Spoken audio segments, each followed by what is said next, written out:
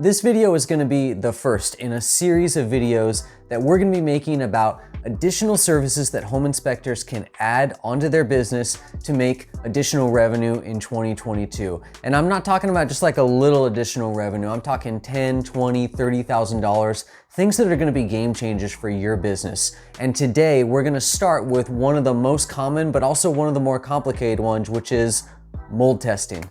Let's get started.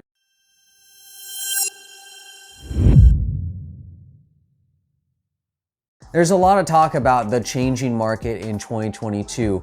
Rising inflation could lead to rising interest rates. We don't know what's going to happen, but we know that a lot of inspectors are using this as an opportunity to shore up their business and look for ways to protect themselves against potential dips in their schedule. And that's what I want to help you do with this video. As a home inspector, you always want to take advantage of the fact that you're the first one inside a home. So if you come across a service that the homeowner needs that you offer, you're doing them a favor if you offer to do it for them directly instead of having to send them off on this search for a contractor. Now, of course, there are some exceptions to that. If you've seen my video about things that home inspectors are not allowed to do, you know that you should not be offering repair services to repair the problems that you find. And there's a couple other things. I'll leave a link in the description to that video. Just know that mold inspection is fairly common for the home inspection business, so in no way will this be unusual or you won't be outside the bounds if you offer mold testing. All right, I did a lot of research for this video to try to make sure that you have to do a little bit less research, but that being said, it's really no substitute for home inspectors that have been doing this for a while. So if you're watching this video and you're an experienced home inspector, you've been doing mold testing, jump in the comments, give us any information that is going to help other home inspectors out. Okay, first thing about mold inspection is when do you need to test for it? Really important rule is if the mold in a household is visible, then you do not need to test for it unless the homeowner just kind of insists on it. More likely is you're gonna come across conditions that could create mold. Things like leaks, defects on the roof that could lead to water intrusion in the actual house, odors, moisture, or even just knowing the history of a home. These are all cases where not only will you want to note it in your inspection, but you might want to recommend a mold test and mention to your homeowner that you can offer that test on the spot. Now, some states require a licensing process to be able to test for mold. Some states do not. But even if your state does not require you to get a license, it's still a good idea to get certified as a mold tester. If nothing else, because it's gonna make you much better at your job, but also it'll give the customer a little bit more confidence to know that you have some sort of credentials to be able to do what you're doing. Now, there's a number of schools online that you can get certifications for mold testing. If you're a member of InterNACHI and you're already paying for it, they offer a free mold certification course. They actually offer two, a basic one and an advanced one. That'd be a good place to start. Also, OSHA offers a course that's about $500 to get certified as a mold inspector. Now, you'll need to buy some sampling equipment if you want to get into mold testing, and there's different kinds of sampling that you can take. You can take a direct swab of the area if you know the source of the moisture, or you can take air sampling, which will sample all of the air in an entire room if you don't know the source of moisture. Now, swab sampling is very cheap. I found one online. It was about 40 bucks for a pack of 50. But honestly, if you already know the exact area that needs to be sampled for mold, then there's a good chance that you don't need to be mold testing anyways. Air sampling kits can be much more expensive. They're gonna run you about $300 to $500, but that's basically a one-time purchase and it's gonna last quite a while. Now, if you're doing air sampling, which I do recommend, you're gonna be making a return trip to most of these houses because it takes time to collect an air sample. If you're using Spectora Advanced, you're definitely gonna wanna be using our inspection events feature. That way you can schedule those follow-ups and make sure that they go really smoothly, they're not forgotten about, and it's budgeted into your schedule. If you're doing swab samples, they can always be done during your inspection. It shouldn't cost you any additional time.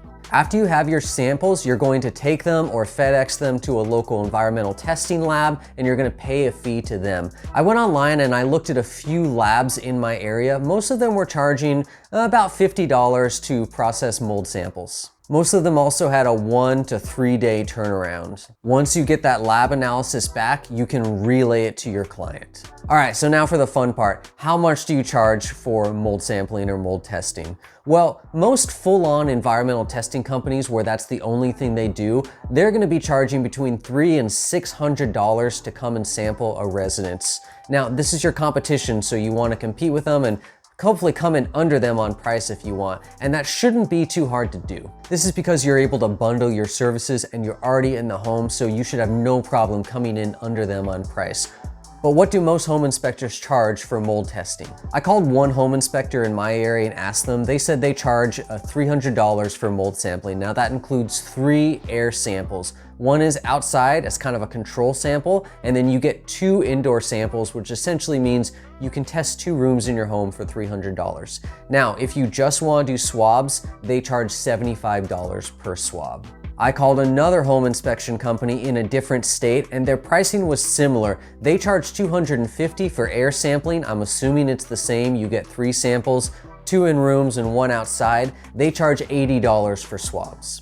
Now on top of that, we ran the numbers for our Spectora home inspectors. About 1 in 3 Spectora inspectors are using mold testing as a service. Now, when their homeowners order that service, the revenue on average that they're making per order is $243. Now that doesn't mean that they're charging that every single time consistently, because remember, some people are gonna want air sampling, others are just gonna want swabbing, some people are gonna want a combination of the 2, but when all the dust settles, $243 per order is what they're making for some sort of mold testing. Let's pretend that 1 in 4 inspections will involve mold sampling. Now, a lot of that is going to depend on where you live. If you live in a very humid area, an area on the coast, that could hold up 1 in 4 inspections. But if you live in a drier area, it could be much less than that. But let's just say hypothetically 1 in 4 of your inspections for the rest of the year involve mold sampling and testing. If you're doing 3 inspections every week, that's $9,477 in the next year added to your bottom line.